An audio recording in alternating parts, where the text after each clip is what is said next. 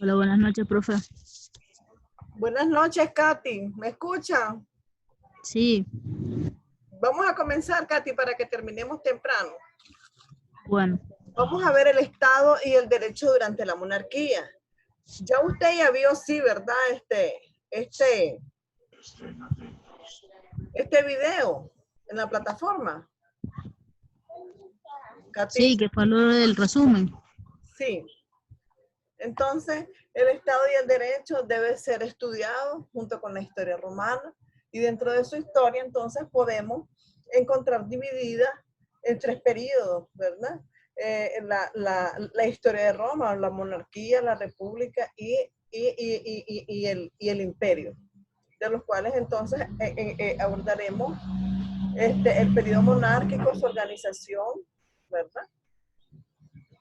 Y vamos a ver nosotros que la monarquía era una forma de Estado, el cual este grupo integrado en el Estado generalmente, que era una familia, representa una dinastía, encarna la identidad del país, el monarca ejerce el papel de jefe de Estado. La época monárquica abarca desde la fundación de Roma hasta el año 243 de la era romana, es decir, del año 753 hasta el 510 antes de Cristo. Permítanme.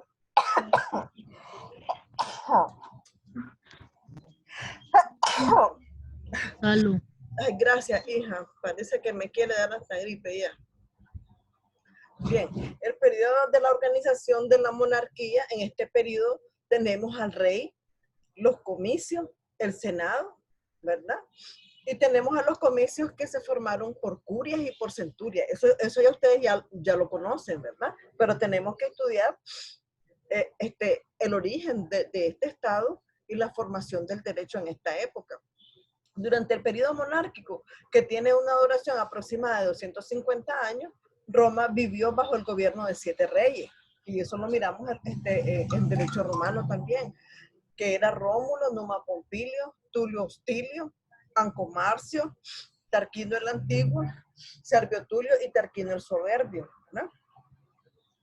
Y como ya habíamos señalado, también los comicios constituían la asamblea político-legislativo de ese periodo.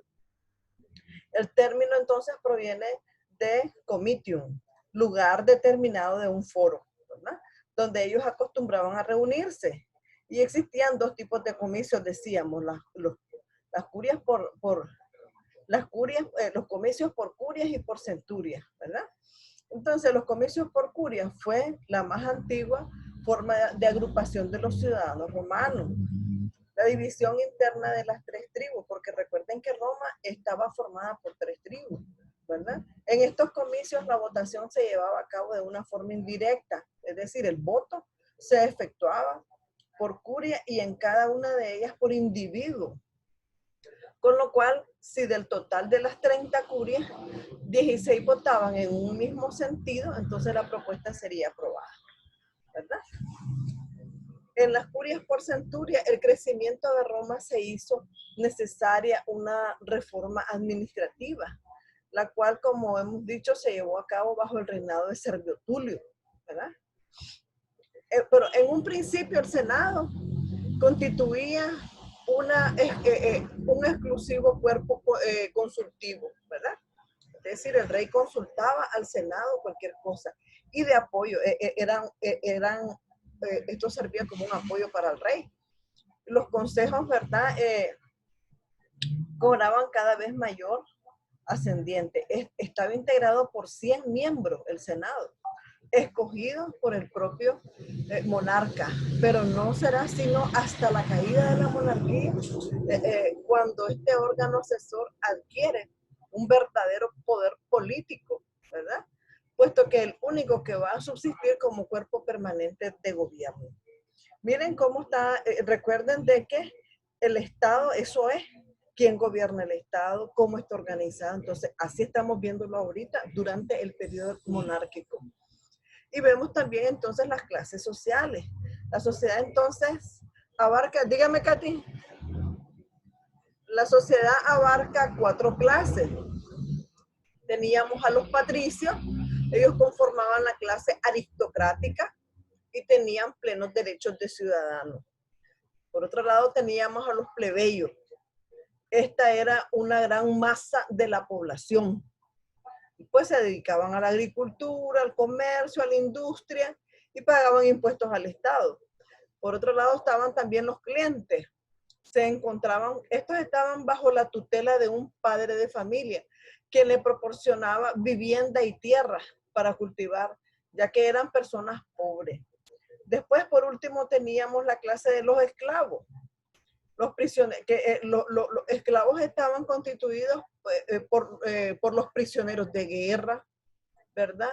Sujetos comprados en los mercados, y también, y el tratamiento que les daban era de un objeto, ¿verdad? O de una bestia.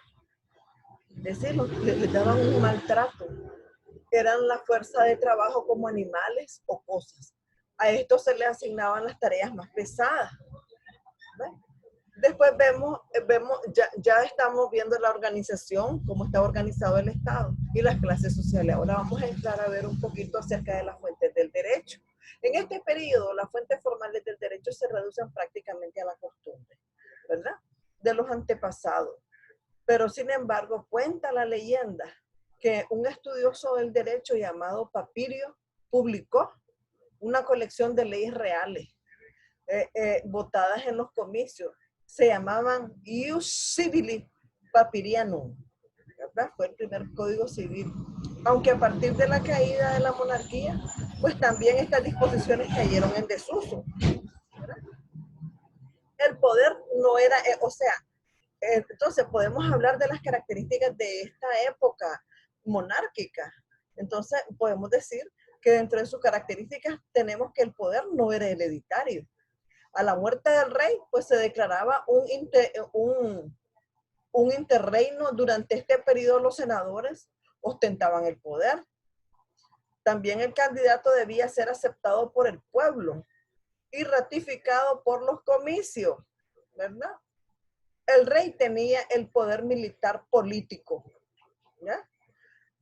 Político y religioso. Los historiadores antiguos afirman que el rey era elegido por sus virtudes y no por su ascendencia. Ve qué interesante eso, ¿verdad? Porque hoy en día lo que nosotros tenemos, cuando tenemos un gobernante, pues también, como en España, que ahí son reinados también, entonces los sucesores son los herederos al trono, ¿verdad? Bien, luego tenemos que el séptimo y último rey de Roma fue Tarquino, pero Tarquino el soberbio, pero con este señor usó la violencia, el asesinato, el terror, o sea, él gobernó de una manera terrible, usaba el terror para mantener el control de Roma. El fin de su tiránico reinado, ¿cómo se da? Bueno, cuando él permitió la violación de una patricia romana por parte de su propio hijo. El Senado tomó la decisión entonces de expulsarlo del poder. Tras la expulsión de Tarquino, entonces el Senado decidió abolir la monarquía. Así es como se da el fin de la monarquía, ¿verdad? Convirtiendo a Roma en una república. Entonces es así como se da el paso de un periodo a otro. Pasamos de la monarquía a la república. En la siguiente clase vamos a ver también la república, ¿verdad? Y vamos a hacer también un resumen si tienen alguna pregunta. Katy, ¿me escucha? No, profe, todo bien. Bueno, hay disculpas que le di la nota un poquito tardado, pero es que todo el mundo me llamaba y estaba haciendo exámenes y estaba corrigiendo trabajos y estaba bien afanado, ¿verdad? Bueno, y también la joven ¿cómo se llama? María Isabel Baltodano, que quería conectarse, que no sé qué, y nunca se conecta en la videoconferencia. Yo siempre le paso el link para que el enlace para que se pueda conectar, pero parece que siempre a esta hora ella pues, no puede, ¿verdad? Sí. Eso sería en cuanto a la monarquía. este no es un tema nuevo para ustedes. Ustedes ya lo estudiamos nosotros más profundamente durante la materia de derecho romano, ¿verdad?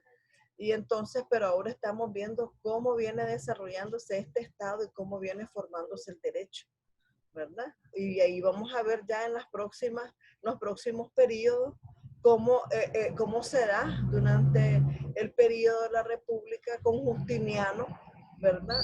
Nosotros vemos que este emperador Justiniano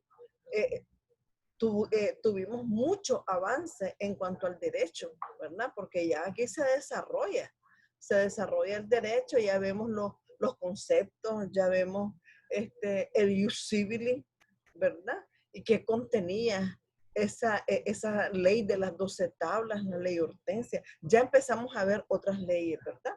Durante esa época. Pero durante la monarquía, pues el derecho se reducía prácticamente a la costumbre, ¿verdad? ¿Alguna pregunta, Katy?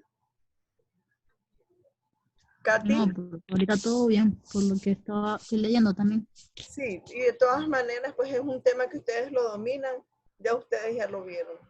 Entonces, eso sería, ¿verdad? En cuanto a la monarquía. Y voy a tratar de hacer en esta semana los cuestionarios, ¿verdad? Para la próxima semana voy a dejar un cuestionario, ya que abarque todos los temas que hemos visto para el segundo parcial.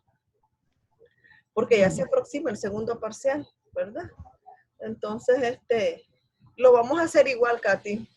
Lo vamos a hacer igual, pues, del cuestionario. Entonces, vamos a hacer toda la materia en preguntas y de ahí vamos a extraer el examen, ¿verdad?